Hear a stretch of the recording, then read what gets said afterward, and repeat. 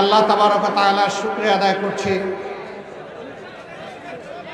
যে রাব্বুল আলামিন আজকে মুক্ত পরিবেশে আপনাদের সামনে দাঁড়িয়ে দুটি কথা বলার তৌফিক দান করেছেন। আলহামদুলিল্লাহ রাব্বিল আলামিন। আজ থেকে 1 বছর আগে আমরা কল্পনাও করিনি এরকম একটা পরিবেশ বাংলাদেশের জনগণ দেখতে পাবে খুব সহসা। এই কেবল গেল বছর মহান প্রভুর ডাকে তার মেহমান হিসাবে খানায়ে কাবার চত্বরে লাব্বাইক আল্লাহুম্মা লাব্বাইক বলার সুযোগ হয়েছিল। সেজদায় পড়ে আমি শুধু নই, বাংলাদেশের লাখো লাখো মুসলিম হাজি হজ করতে যারা গিয়েছিলেন আল্লাহর গোলাম এবং বান্দিরা, তারা চোখের পানি দিয়ে বাংলাদেশের জন্য আল্লাহর কাছে নাজাত কামনা করেছিল। সম্মানিত গাইবান্ধাবাসী, যারা চিনত এবং কিছু কিছু যারা জানত, তারা অনেকে এসে জিজ্ঞেস করতেন এই জাতির কি মুক্তির কোনো পথ আছে? আমি আল্লাহর পর ভরসা করে বলতাম কেন থাকবে না। যে জায়গাটায় এসেছেন সেই জায়গার সেই ঘরের মালিকের কাছে মন ভরে চোখের পানি দিয়ে বলতে থাকেন, আল্লাহ তাআলা 2 ফোঁটা তরল পদার্থের সবচেয়ে বেশি ভালোবাসেন এবং মর্যাদা দিয়ে থাকেন। একটি হচ্ছে শহীদানের রক্তের ফোঁটা, আর একটি আল্লাহর ভয়ে তার কাছ থেকে রহমত পাওয়ার আশায় চোখের কোণ দিয়ে বের হয়ে আসা পানির ফোঁটা। সুতরাং সেই চোখের পানি দিয়ে আল্লাহকে ডাকা। লোকেরা জিজ্ঞেস করতো ডেকেই চলছি কিন্তু কোনো আলামত লক্ষ্য করছি না। বলতাম হ্যাঁ, আমাদের ক্যালেন্ডার আর আল্লাহ রাব্বুল আলামিনের ক্যালেন্ডার এক নয়। আল্লাহ তাআলা কালামে হাকিমে ঘোষণা করেছেন তোমাদের 50,000 বছর আমার একদিনের সমান। আবার আল্লাহ এটাও বলেছেন যারা আল্লাহর পর ভরসা করে সবর করে আল্লাহ তাদের খবর নেন, আল্লাহ তাদের সঙ্গে থাকেন। আবার আল্লাহ এটাও বলেছেন তোমরা আমার কাছে সাহায্য চাইতেই থাকো ধৈর্য এবং সালাতের মাধ্যমে। যখন লোকদেরকে এগুলা বলতাম মুখের দিকে তাকায় মনে হতো আস্থা খুঁজে পাচ্ছে না। জিজ্ঞেস করতো কাদের দ্বারা এই পরিবর্তন হবে? বলতাম না, আসমানের ফেরেশতারা সরাসরি নেমে এই পরিবর্তন করে দেবেন না। এই পরিবর্তন হবে আল্লাহর এই দেশের বান্দাবান্দি আছে তাদের দ্বারা, বিশেষ করে আমাদের যুব সমাজের দ্বারা। জানতাম না যুব সমাজের এই উত্থান তখন ঘটবে। বলতো কোন যুব সমাজ? যেই সময় যুব সমাজ দিন রাত মোবাইল নিয়ে পড়ে থাকে, টিকটক নিয়ে পড়ে থাকে তারা। আমি বলতাম হ্যাঁ এরাই, এদেরকেই আল্লাহ বিস্ফোরণ ঘটাবেন, এদেরকে দিয়ে ইনশাআল্লাহ। আল্লাহু আকবার, আল্লাহু আকবার। আল্লাহ তাআলা সেই বিস্ফোরণটি ঘটিয়েছে। সম্মানিত গাইবান্ধাবাসী, 15.5 বছর সারা দেশ জুড়ে ছোপ ছোপ রক্ত আর কাড়ি কাড়ি লাশ।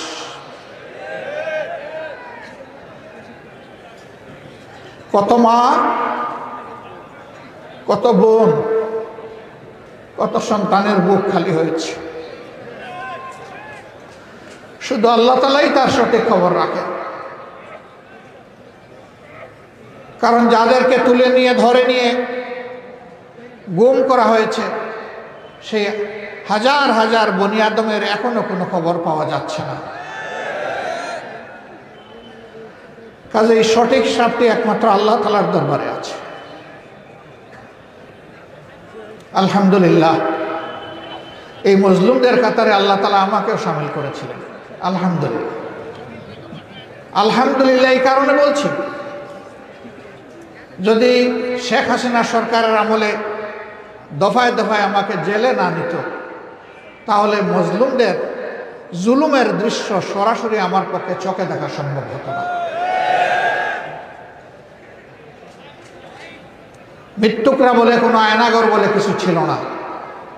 আয়নাগর তো সচক্ষে আমি দেখেছি। শেষবার যেখানে আমাকে নিয়ে রাখা হয়েছিল, আমার থাকার জায়গার আয়নাগর একই বিল্ডিংয়ে ছিল। আয়নাগরের লোকগুলোকে মাঝে মাঝে নামিয়ে আমার পাশের সেলগুলোতে রাখত। ওরা অসহায়ের মতো তাকায় থাকত। আমি তাদের চেহারাগুলো স্টাডি করার চেষ্টা করতাম। পরবর্তী পর্যায়ে তাদের কাউকে কাউকে কোর্টে চালান দিয়ে ওরা জেলে পাঠিয়েছে। বাংলাদেশের সবচেয়ে নিকৃষ্ট জেল, যেখানে শারীরিক এবং মানসিক সকল ধরনের অত্যাচার করা হয়, যেটাকে বাংলাদেশের মানুষ হাই সিকিউরিটি কারাগার হিসাবে জানে। কাশিমপুরের 4 নম্বর কারাগার। আমাকে ওখানে নিয়েছে। তাদের কারো কারো সাথে যখন দেখা হয়েছে, আমিও সালাম দিয়েছি, তারাও সালাম দিয়েছে। জিজ্ঞেস করেছি, এই চেহারাটা আমি আপনাকে দেখেছি ওই জায়গায়? বলে, হ্যাঁ, আপনি আমাকে দেখেছেন। তা আপনি কিভাবে, কখন? বলে, আমি ভুলে গেছি কখন কিভাবে আমাকে ধরা হয়েছে। কত বৎসর আমাকে আমার পরিবার পরিজন দুনিয়া থেকে বিচ্ছিন্ন রাখা হয়েছে, অন্ধকার করে রাখা হয়েছে, আমি বলতে পারবো না। কেউ কেউ বলেছে, প্রহরীদেরকে জেনে যেটা বুঝতে পেরেছি, আমাকে 8 বছর সেখানে রাখা হয়েছে। কিন্তু তাদের কোনো চিহ্ন, হদিস, বর্ণ, তাদের পরিবার, দেশ, সমাজ কেউ জানে না। স্বীকার করা হয়নি তাদেরকে যে এইভাবে গ্রেফতার করে ওখানে রাখা হয়েছে। এদের মধ্য থেকে কাউকে কাউকে দিকে নাটক তৈরি করা হয়েছে। জঙ্গিবাদের নাটক তৈরি করে 8 মাস আগে ধরা লোকটাকে নির্দিষ্ট কোনো ঠিকানায় পাঠিয়ে বলা হয়েছে, গত 1 সপ্তাহ ধরে গোয়েন্দারা গভীর পর্যবেক্ষণে রেখেছেন, নিবিড় পর্যবেক্ষণে রেখেছে। এখানে তারা জঙ্গিবাদে কার্যক্রম চালানোর জন্য জমায়েত হয়েছে। নির্ভুল তথ্যের ভিত্তিতেই বাড়ি ঘেরাও করা হয়েছে। এরপরে আমরা লক্ষ্য করেছি সেখানে ফায়ারিং করে এই মানুষগুলাকে শেষ করে দেওয়া হয়েছে। তারা পর্যবেক্ষণ করছে 8 দিন ধরে, আর লোকগুলাকে ঢুকানো হয়েছে মাত্র 1 দিন আগে। অ্যারেস্ট করা হয়েছে 8 বছর আগে। এ ছিল বাংলাদেশের এক অংশের অবস্থা। তারা ক্ষমতায় আসার আগেই তারা ক্ষমতায় আসলে কি করবে সেটা বাংলাদেশের মানুষকে জানিয়ে দিয়েছে, কিন্তু মানুষ ওভাবে বুঝে না। 2006 সালের 28 অক্টোবর লগিবন্ডা ওইটার তাণ্ডব চালিয়ে 54 জন মানুষকে তারা খুন করেছে। রাজধানীর পল্টন ময়দানে 6 জন মানুষকে খুন করে স্পষ্ট দিবালোকে তাদের লাশের উপর দাঁড়িয়ে তারা নাচানাচি করেছে। এই দৃশ্য দেখে সেদিন অনেক মা, অনেক শিশু চিৎকার দিয়ে বেহুশ হয়ে গেছে, যারা টিভির সামনে বসেছে। সারা দুনিয়া ধিক্কার জানিয়েছে। কোথায় মানবতা? এইভাবে কি মানুষ খুন করে, তাদের নির্মমভাবে খুন করার পর তাদের দেহের উপর দাঁড়িয়ে নাচা যায়? এরপরে তারা অশান্তি, বিশৃঙ্খলা সৃষ্টি করে প্রথম কেয়ারটেকার সরকারকে ব্যর্থ করে দিল। দ্বিতীয় কেয়ারটেকার সরকারটি তাদের পছন্দে গঠিত হলো, যার কারণে তৎকালীন নেত্রী বলেছিলেন, এই সরকার আমাদের আন্দোলনের ফসল। এই সরকার এসেছিল 3 মাসের জন্য, গায়ের জোরে চালালো 2 বছর। তখন সংবিধানে কেয়ারটেকারের বিধান ছিল, সরকারের মেয়াদ ছিল 3 মাস। এর ভিতরে একটা নির্বাচন দিয়ে সরকার চলে যাবে, নির্বাচিত জনপ্রতিনিধিদের হাতে ক্ষমতা তুলে দেবে। তারা চালালেন 2 বছর। খায়েশ জাগলো তারা রাজনীতি করবেন, দল গঠন করবেন, দেশ শাসন করবেন। সেনাপ্রধান সোনার বাংলার সোনারগাঁও হোটেলের বলরুমে ইন্টেলেকচুয়াল একটা কনফারেন্স আহ্বান করলেন। সেখানে তিনি নতুন বাংলাদেশের নতুন গণতন্ত্র উপস্থাপন করলেন। তার এই পচা মাল কেউ খায় নাই। পরে বুঝতে পারলেন তারা দুর্নীতির বিরুদ্ধে জিহাদ করার ঘোষণা দিয়ে এসে দুর্নীতিতে যেভাবে ডুবে গিয়েছেন, জনগণ তাদেরকে আর ক্ষমা করবে না। এই জন্যে ক্ষমতা থেকে পালানোর জন্য সেফ এক্সিট, নিরাপদ প্রস্থান তারা খুঁজতে থাকলেন। তারা বিভিন্ন জায়গায় নেতা নেত্রীদের কাছে ধর্ণা দিলেন, কেবলমাত্র একজন নেত্রী বললেন, তোমরা 2 বছর কি করেছো এই প্রশ্নও আমি তুলব না, শুধু আমাকে ক্ষমতায় বসাইয়া দেওয়ার ব্যবস্থা করো। তার সাথে বোঝাপড়া হলো, পাকাপোক্ত বোঝাপড়ার মাধ্যমে তাকেই ক্ষমতায় আনা হলো। হ্যাঁ, তিনি এই সমস্ত দেশদ্রোহীদেরকে পরবর্তী পর্যায়ে নিরাপদে দেশ ছাড়া পালিয়ে যাওয়ার তৌফিক দিয়েছিলেন, সুযোগ করে দিয়েছিলেন। তারা কেউ এখন দেশে নাই, এই সাহস নাই তাদের দেশে থাকার। তারা 2008 সালের 29শে ডিসেম্বর নির্বাচন হওয়ার পরে 2009 সালের 7 জানুয়ারি আওয়ামী লীগ সরকার গঠন করার আগেই দেশ ছেড়ে পালিয়ে গিয়েছে। মহিন সাহেব নাই, ফখর সাহেব নাই। সম্মানিত ভাইয়েরা, দেশের মানুষকে যারা জুলুম অত্যাচার করে, মানুষ তাদেরকে ঘৃণা করে। অতএব তাদের ক্ষমতা যখন শেষ হয়ে যায়, তখন ঘৃণার আগুনে জ্বলার ভয়েই তারা দেশ ছেড়ে পালায়।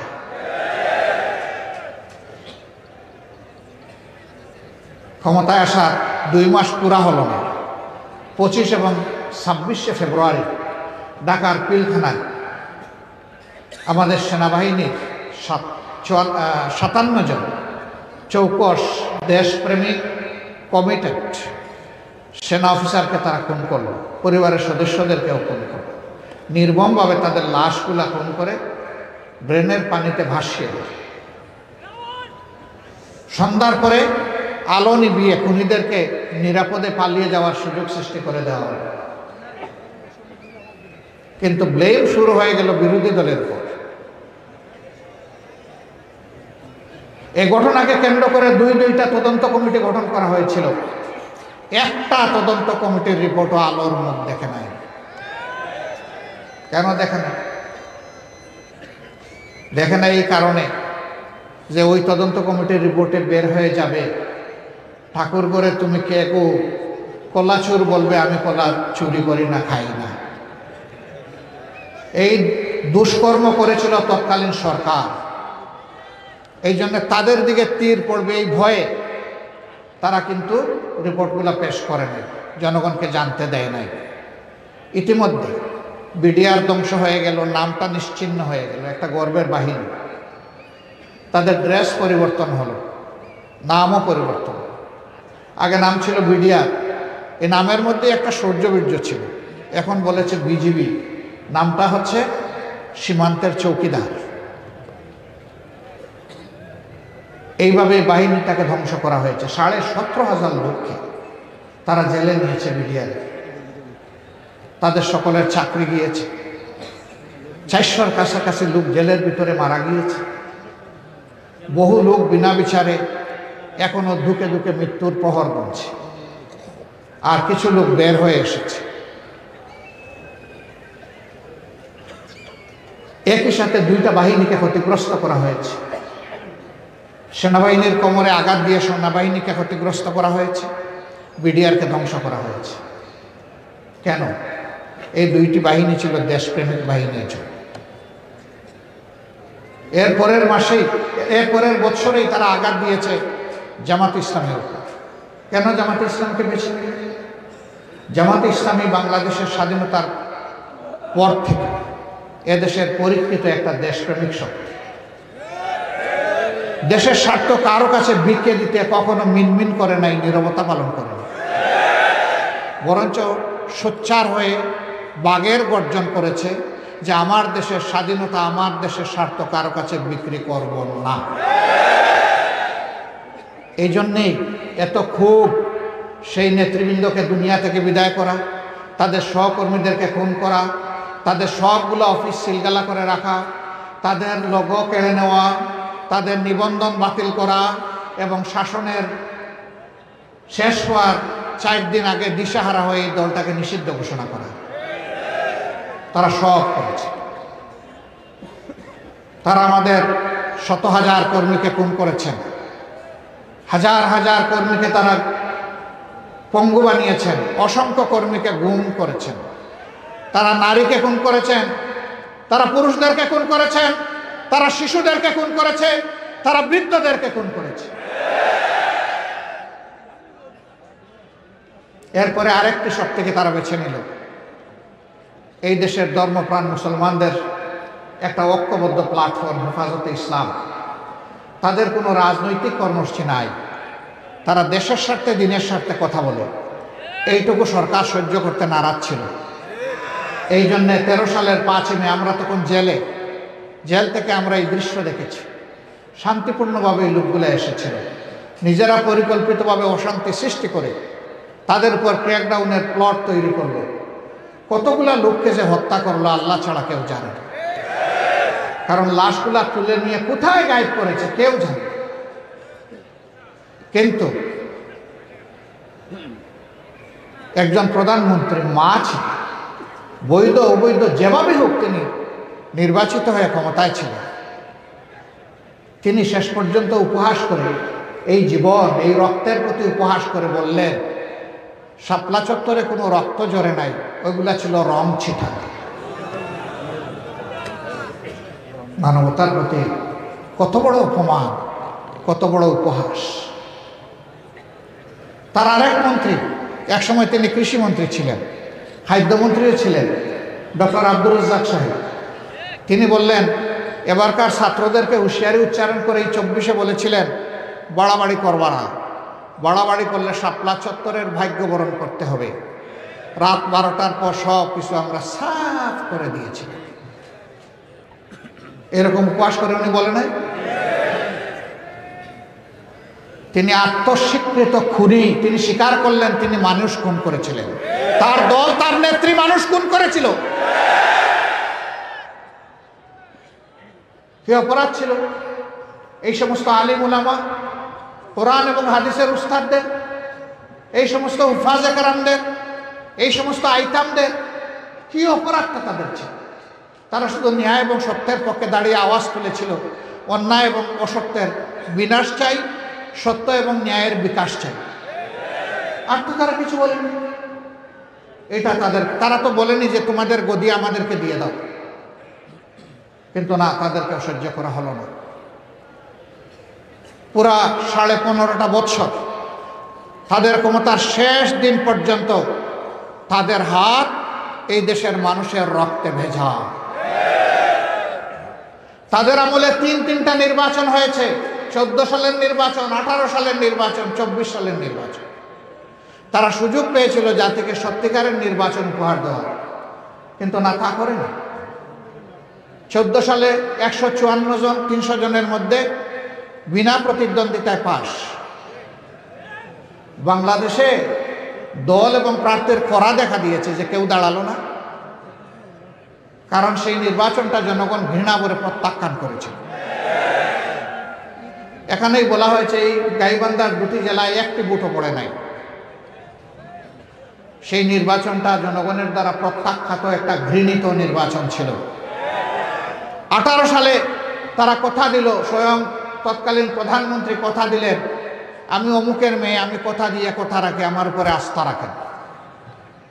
এবার আমি সুষ্ঠু এবং নিরপেক্ষ নির্বাচন উপহার দিব, জনগণ তাদের মতের প্রতিফলন দেখতে পাবে। মাশাআল্লাহ, সবাই তার উপরে একটু আস্থা রাখলো, দেখি উনি কি করে, একটু পরীক্ষা করি লিটমাস পেপার দিয়ে। এবার ধৈর্য হারাইয়া নির্বাচনের দিন পর্যন্ত আর অপেক্ষা করা গেল না, রাতের বেলায় খালাস।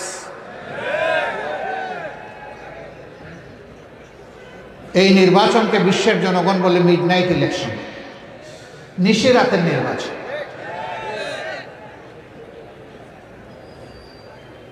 আমিও আমাদের দলের পক্ষ থেকে একটা জায়গায় একজন প্রার্থী ছিলাম, ঢাকার 15 আসন। 1.5 ঘন্টা ইলেকশন হওয়ার পরে 3 জনের মাথা ফাটল, 2 জনের হাত ভাঙল, 10 জনকে কিডন্যাপ করে নিয়ে গেল। আমি বললাম যে জীবনের বিনিময়ে আমার সংসদ সদস্য হওয়ার দরকার নাই, আমি ঘৃণা ভরে এই নির্বাচন প্রত্যাখ্যান করলাম। সাথে সাথে আমরা জানিয়ে দিলাম সারা বাংলাদেশের একই চিত্র, রাতে নির্বাচনের বড় অংশ শেষ হয়ে গিয়েছে, আর এখন দিনের বেলা তাণ্ডব চালানো হচ্ছে। এই ঘৃণিত নির্বাচন থেকে আমাদের সকল সদস্যদেরকে আমরা প্রত্যাহার করে নিই। আমরা এই অবৈধ নির্বাচনকে বৈধতা দেইনি। সম্মানিত গাইবান্ধাবাসী, এই নির্বাচনে ফেল, আর 24 সালে এমন ভয়াবহ অবস্থা সৃষ্টি করলো যে নির্বাচনের আর কোন পরিবেশই থাকলো না। এবার নির্বাচনে কি করবে, এখন কন্টেস্ট করার মতো প্রার্থী পায় না। এবার আমি আছি আর আমার মামু আছে, একই দলের প্রার্থী সরকারি দলের প্যানেল থেকে, আবার একই দলের প্রার্থী তিনি নিরপেক্ষ নির্দলীয়, আমি আর ডামি। এই মিলাইয়া হলো 24 সালের নির্বাচন। এই নির্বাচনকে, এই সংসদকে, এই মন্ত্রী পরিষদকে বাংলাদেশের মানুষ বলে ডামি নির্বাচন, ডামি সংসদ এবং ডামি মন্ত্রী পরিষদ। এই ডামিরা এবার ক্ষমতায় এসে এবার চিন্তা করলেন যে এতদিন তাণ্ডব চালিয়েছি, এখন দেশের পুরাপুরি জমিদারি এবং দখল আমাদেরকেই নিতে হবে। তাদের হাব বাব আস্ফালন জাতির প্রতি এমন ছিল যে তারা দেশের মালিক জমিদার আর সারা দেশবাসী ভাড়াটিয়া। মালিক এবং জমিদারি শেষ পর্যন্ত তার বাড়িতে থাকে, ভাড়াটিয়া চলে যায়, তাই না? এখন ভাড়াটিয়ারা কোথায় গিয়েছে?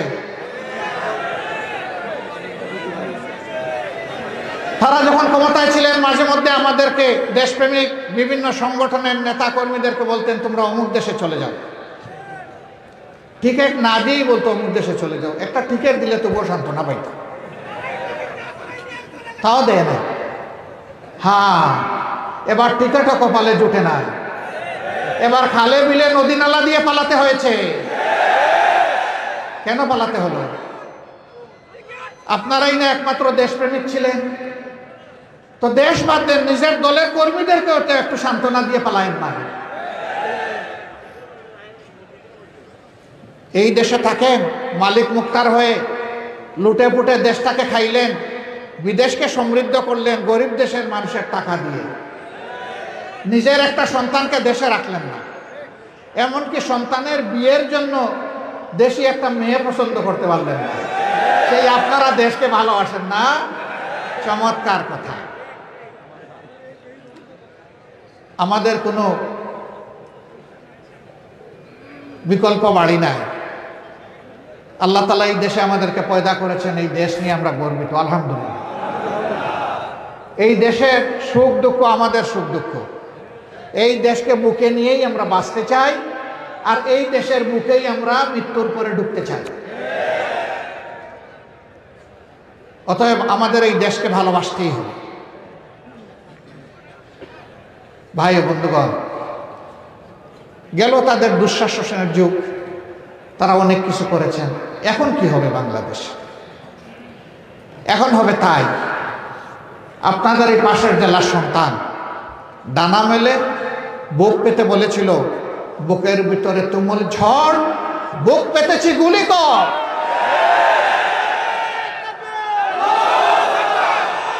এরা স্লোগান দিয়েছিল, আবু সাইদরা স্লোগান দিয়েছিল, উই ওয়ান্ট জাস্টিস। আমরা একটা বৈষম্যহীন সমাজ চাই, আমরা একটা মানবিক সমাজ চাই, আমরা একটা গর্বের বাংলাদেশ চাই, আমরা একটা অহংকারের বাংলাদেশ চাই।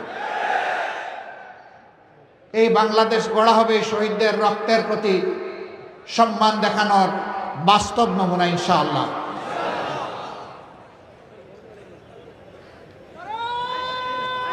এই দেশ গঠন করতে হলে চাঁদাবাজি বন্ধ করতে হবে, চাঁদাবাজি বন্ধ করতেই হবে, দখলদারি ছেড়ে দিতে হবে, সন্ত্রাস করা যাবে না, দুর্বলের উপরে সবলের অত্যাচার চলতে দেওয়া হবে না। অফিস আদালত, মিল ফ্যাক্টরি, ইন্ডাস্ট্রি, কোর্ট কাছারি সব জায়গা থেকে ঘুষ নির্মূল করতে হবে, বৈষম্য দূর করতে হবে। মালিক তার বিনিয়োগের মূল্য পাবে, শ্রমিক তার ঘামের মূল্য ঠিকমতো পাবে। কৃষক মাঠে ফসল ফলাবে, সে যেন তার উৎপাদিত ফসলের সত্যিকারের মূল্য পায়। আবার যে মজুর মাঠে কাজ করবে, সেও যেন তার ঘামের মূল্য পায়। এইভাবে দেশের উপর সমতা এবং সাম্য কায়েম করতে হবে। প্রিয় ভাইয়েরা, তো সমতা হলো কোথায়? গোপালগঞ্জ বাংলাদেশের একটা জেলা, আর এই গাইবান্ধাও একটা জেলা। গাইবান্ধায় কি বিশ্ববিদ্যালয় আছে? মেডিকেল কলেজ আছে? কারিগরি মহাবিদ্যালয় আছে? কিছুই নেই। এগ্রিকালচার ইউনিভার্সিটি আছে?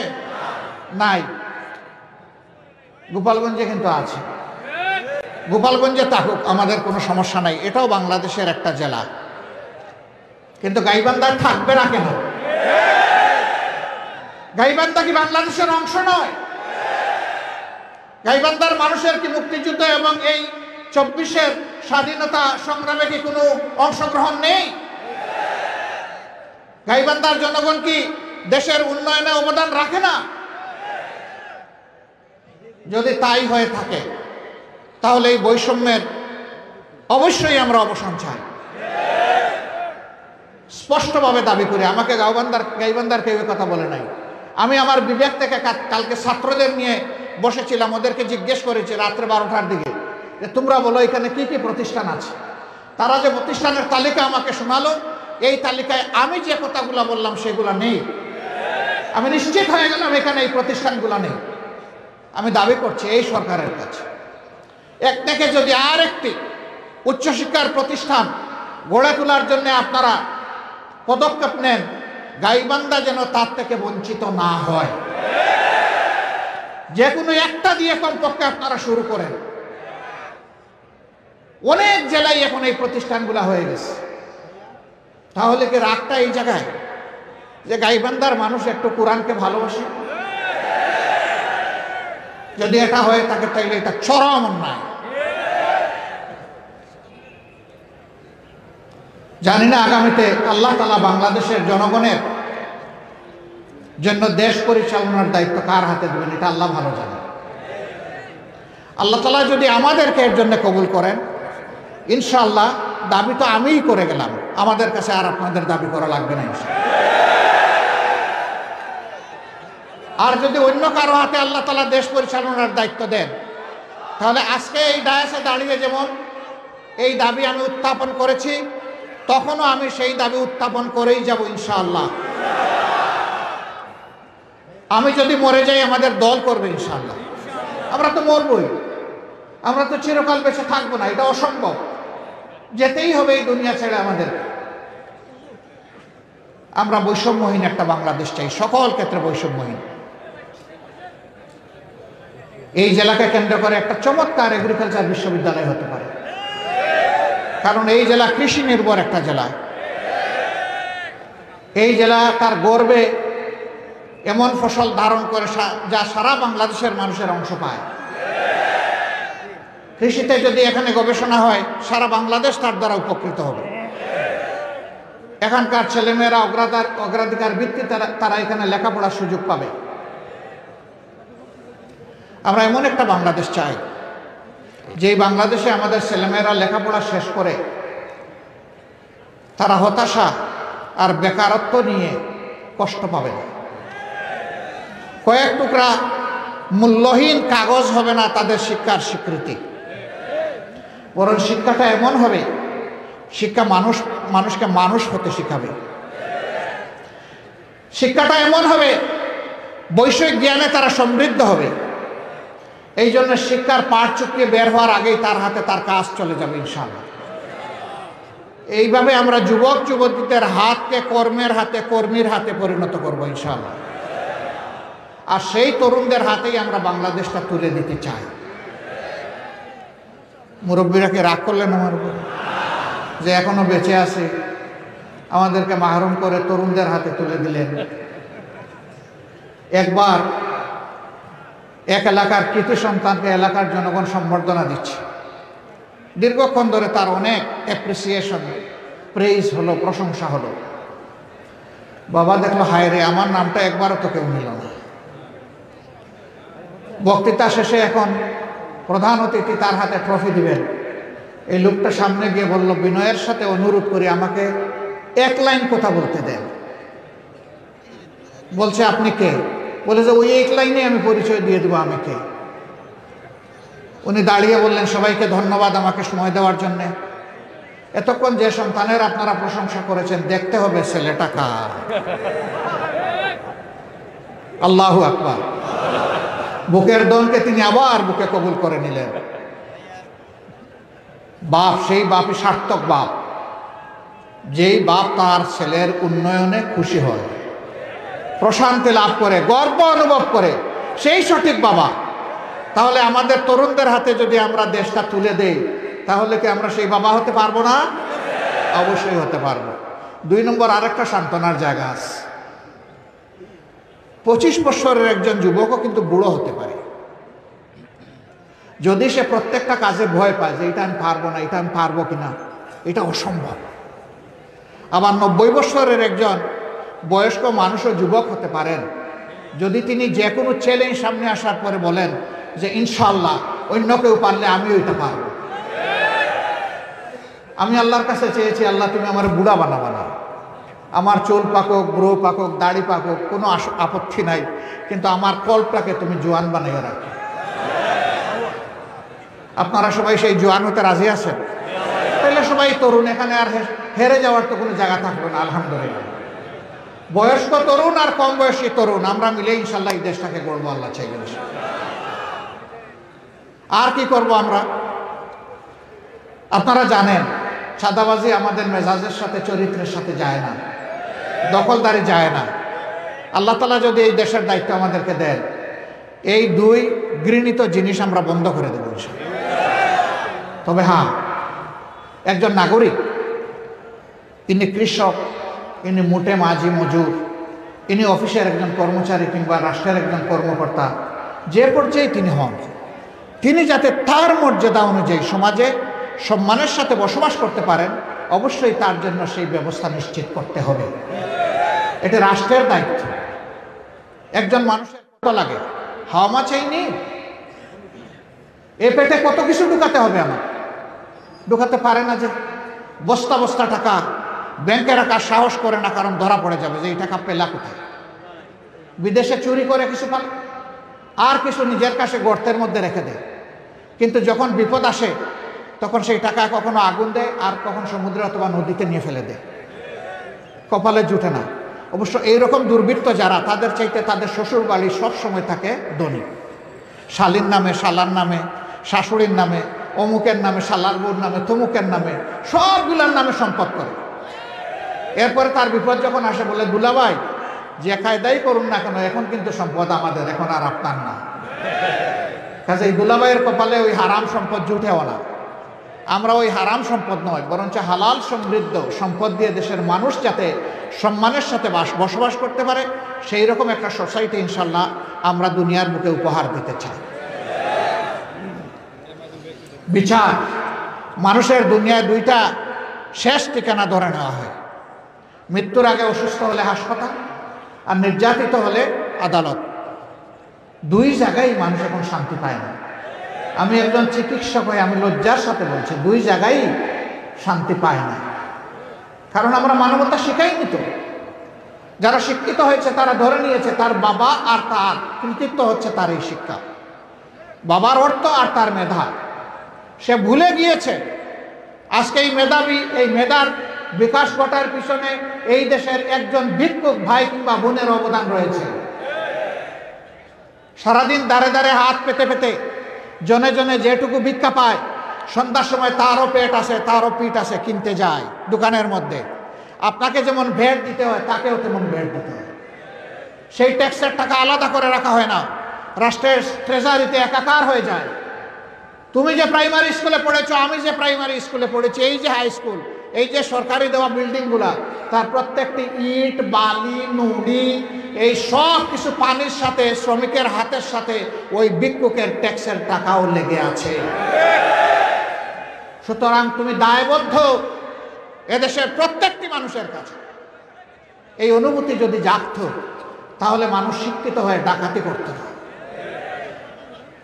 শিক্ষিত মানুষের হাত ডাকাতের হাতে পরিণত হতো না।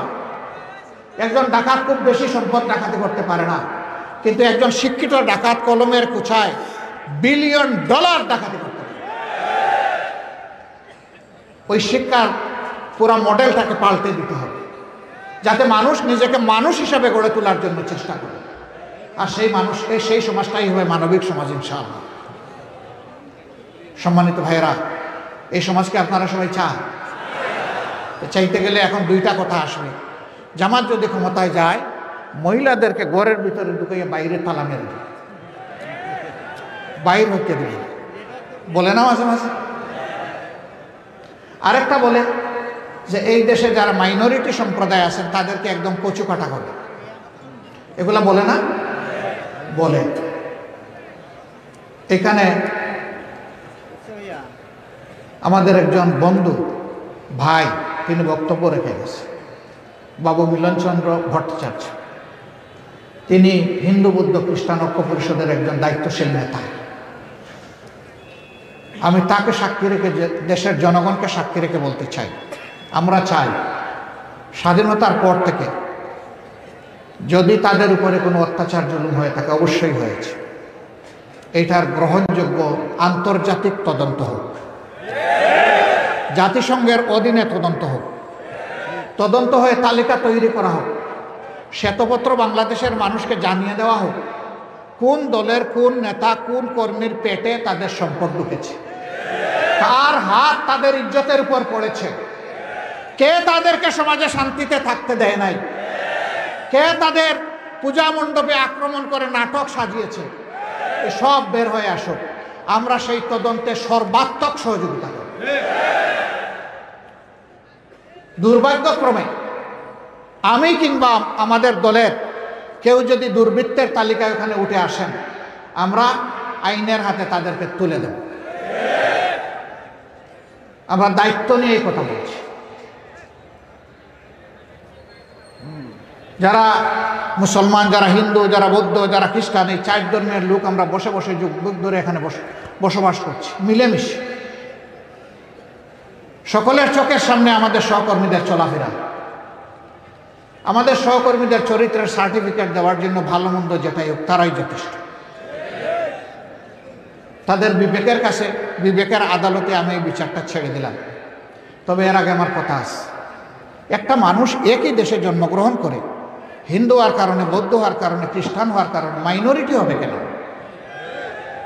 আমরা ওই মেজরিটি মাইনরিটির ওই চাল আমরা মোটেই মানি। এটা জাতিকে বিভক্ত করার আরেকটা ঘৃণ্য ষড়যন্ত্র। মানুষ মিলেমিশে বন্ধুসুলভভাবে পরস্পর প্রতিবেশী হয়ে থাকবে, পরস্পরকে লাগিয়ে দেওয়ার জন্য এটা একটা শয়তানি চক্রান্ত। আমরা এটা মানি না, একবারেই মানি। আমরা বলেছি এই দেশে যারাই জন্মগ্রহণ করবে ধর্মের ভিত্তিতে তার কোনো বিভাজন আমরা মানি না। সকলেই এই দেশের গর্বিত নাগরিক, অধিকার সকলেরই সমান। যদি মসজিদ পাহারা দেওয়ার প্রয়োজন না হয় তাহলে মন্দিরও পাহারা দেওয়ার প্রয়োজন হবে না ইনশাআল্লাহ। সকলে তার নিজের জায়গা থেকে নিরাপত্তা ভোগ করে। এবার মহিলাদেরকে তালা মারা, আমাদের মা বোন নাই, আমরা কি তাদেরকে তালা মেরে ঘরে রাখি? তারা সমাজের বিভিন্ন সুখে দুঃখে তারা অংশগ্রহণ করে না? দেশের উন্নয়নে তাদের কোনো অবদান নেই? আমি ওয়েস্টার্ন সোসাইটির একটা ক্লাব একসাথে আমাদের সাথে বসেছিল, তো বললো যে নারীদের ক্ষেত্রে আপনাদের ডিজাইনটা কীরকম? আমি বললাম যে আমার বউ আমাদের ডিজাইন। বলছি আপনার বউ, আপনাদের স্ত্রী, আপনাদের ডিজাইন কেমনি? কারণ সে একজন চিকিৎসক এবং সে একজন সংসদ সদস্য ছিল। কোথায় নেই, আমরা তো আপনাদেরকে সো কনজারভেটিভ মনে করি। আমরা যে এটাই বাস্তবতা। আমি অন্যকে দিয়ে উদাহরণ দিলাম না, আমাকেই দিয়ে উদাহরণ। তিনি চিকিৎসক হিসাবে সমাজে দায়িত্ব পালন করেছেন, তিনি সংসদেও সংগঠনের পক্ষ থেকে তার যোগ্যতা অনুযায়ী দায়িত্ব পালন করেছেন। আমরা আমাদের মাদেরকে পরিষ্কার বলতে চাই, যারা আপনাদের ইজ্জতকে তাদের কাঁচামাল মনে করে তারাই আপনাদেরকে আমাদের ব্যাপারে ধোঁকা দেয়। আমরা কথা দিচ্ছি, ওই রাষ্ট্রে যদি আল্লাহ আমাদেরকে দায়িত্ব দেন তাহলে আপনারা আপনাদের মেধা এবং যোগ্যতা অনুযায়ী সমাজের সকল ক্ষেত্রে অবদান রাখবেন। কারণ নবী করিম সাল্লাল্লাহু আলাইহি সাল্লাম যুদ্ধের ময়দানেও আপনাদেরকে সুযোগ করে দিয়েছিলেন যুদ্ধ করার জন্য। এর চাইতে বড় ঝুঁকিপূর্ণ কাজ আর মানব জীবনে কিছুই নেই। রসুলের স্ত্রীগণ উম্মতের শিক্ষক ছিল। রাষ্ট্রীয় গুরুত্বপূর্ণ কাজে তাদের সাথে রসুল করিম সাল্লাল্লাহু আলাইহি সাল্লাম এবং খুলাফায়ে রাশিদিনের নিয়ামতেরা তারা পরামর্শ করতেন। তারা ব্যবসা করেছে। স্বয়ং রাসূল করিম সাল্লাল্লাহু আলাইহি সাল্লামের স্ত্রীও তো আরবের 7 নম্বর গুরুত্বপূর্ণ ব্যবসায়ী ব্যক্তিত্ব ছিল। সব আপনারা করবেন, দুইটা বাড়তি জিনিস আপনাদের জন্য নিশ্চিত করা হবে। একটা আপনাদের মায়ের মর্যাদা, আর একটা আপনাদের সিকিউরিটি, নিরাপত্তা। এখন এই দুইটার কোনোটাই নাই এই সমাজে। এই দুইটা ইনশাআল্লাহ আমরা নিশ্চিত করার ব্যাপারে বদ্ধপরিকর। প্রিয় গাইবান্ধাবাসী, চাঁদাবাজ, দখলদার, দুর্নীতিমুক্ত, প্রহসন মুক্ত, জুলুম এবং ফ্যাসিজম মুক্ত একটি বাংলাদেশকে আপনারা সবাই চান? সাম্যের বাংলাদেশ চান? অসাম্যের বিরুদ্ধে আপনাদের হাত মজবুত থাকবে? তাহলে তৈরি থাকুন, আপনাদেরকে আরও অনেক চ্যালেঞ্জ মোকাবিলা করতে হবে। কারণ এই আগাছাগুলা সমাজ থেকে এমনি এমনি সরে যাবে না। ওদেরকে সরাতে হলে অনেক জায়গায় আপনাদেরকে ত্যাগ স্বীকার করতে হবে। সেই ত্যাগ স্বীকার আপনারা পারবেন? আমি আপনাদেরকে অনুরোধ করব, কোনো চাঁদাবাজের প্রশ্রয়দাতা আশ্রয়দাতা আপনারা হবেন না। কোনো দখলদারের প্রশ্রয় এবং আশ্রয়দাতা আপনারা হবেন না। কোনো দুর্নীতিবাজের আশ্রয় এবং প্রশ্রয়দাতা হবেন না। কোনো দুর্বৃত্তের আশ্রয়দাতা এবং প্রশ্রয়দাতা আপনারা হবেন না। বরঞ্চ আপনারা সমস্ত মানুষকে সম্মানের সাথে বুকে ধারণ করবেন। তার দলও দেখবেন না, তার মতও দেখবেন না। যদি মানুষটা সে নিরীহ হয়, যদি মানুষটা সে সভ্য হয়, যদি মানুষটা এই দেশকে ভালোবাসে, সেই মানুষগুলাকে বুকে ধারণ করতে হবে ইনশাআল্লাহ। আমরা প্রত্যেকটা মানুষকে মানুষের জায়গায় সম্মান দেব। তবে আমি স্বীকার করছি, আমরা ভুলের ঊর্ধ্বে নই, আমরাও মানুষ, ভুল ত্রুটি আমাদের হতেই পারে। এই জন্য আপনারা খেয়াল রাখবেন যে নিজেদের ভুলের ব্যাপারে আমরা যেন সতর্ক থাকি। কেউ ধরে দিলে সাথে সাথে যেন সংশোধন করি, গোয়ার্তমি যেন না, যে আমার ভুলকে শুদ্ধ প্রমাণ করতে হবে। জামাতে ইসলামী এটা পছন্দ করে না। ভুল ধরা পড়লে এটা সংশোধন করা আমাদের জন্য ওয়াজিব। আমরা তাই করব ইনশাআল্লাহ। সেই বাংলাদেশ গঠনের জন্য আপনাদের নিজেদেরকেই আগে গড়তে হবে, তৈরি করতে হবে। ইনশাআল্লাহ আপনারা পারবেন। আপনারা পারবেন তো ইনশাআল্লাহ? আল্লাহ তাআলা আপনাদেরকে তৌফিক দান করুন। আজকে যারা এখানে এসেছেন তারা আল্লাহর জন্য সকলের শপথ এখনও নেননি বলে আমি বিশ্বাস করি। আমি কি আপনাদের কাছে আশা করতে পারি যে আজকের এই সম্মেলনের অন্যতম সার্থকতা হবে আপনারা অঙ্গীকার করে এখান থেকে যাবেন যে ইনশাআল্লাহ আল্লাহর জন্য আমরা শপথ নিব, আমরা নিজেকে তৈরি করব। আপনারা রাজি আছেন? আল্লাহ তাআলা আপনাদের হাতগুলা কবুল করুন। আজকে আল্লাহ তাআলা আমাকে কয়েকটি কথা বলার যে তৌফিক দিয়েছেন, এই জন্যে মহান মনিবের দরবারে আমি অন্তরের অন্তঃস্থল থেকে গভীর শুকরিয়া আদায় করছি। এই জনসভার মাঠ দিয়ে আমরা